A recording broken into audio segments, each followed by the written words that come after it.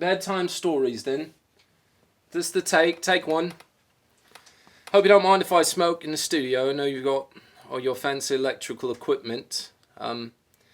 So they asked me to tell a few bedtime stories. Now, I got to admit I don't know any of the classics. I never read the Grimm's fairy tales and Mother Goose.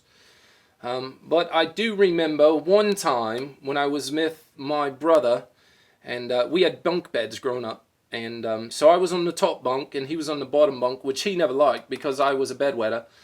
And I probably wet the bed till I was 6 or 17.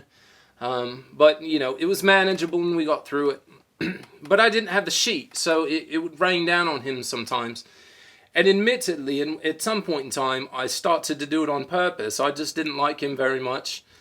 He was a bit more cheeky than I was, and he did well with the girls, obviously. You know, I didn't. And so I remember one night when I peed on his bed, but I did it swung over from the top of the bunk, so I was hanging down army style, right, and just hitting him right in the face.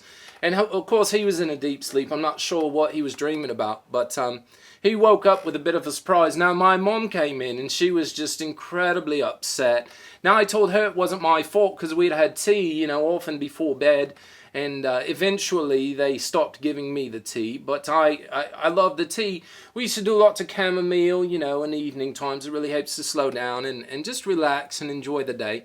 So either way, I'm spraying on my brother, right? Like I'm a fireman with a little baby fire hose because I was only, you know, 10, 11, 12. I didn't have any pubes yet, so just spraying on my brother, and he wakes up and he's freaking out. Now he actually grabs it and tugs it, right, and so I'm hanging on for dear life from the top of my bunk bed. He's swinging on me like Tarzan. I must have grown an extra 3 inches that night, and he's covered in piss. It's fantastic. Really, it was brilliant. It was one of my best escapades ever.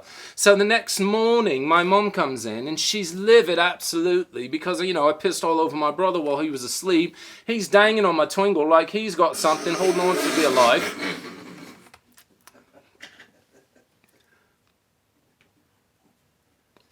Sorry, should we do another take then? It wasn't my fault, you see. I'd had the tea. I couldn't be blamed.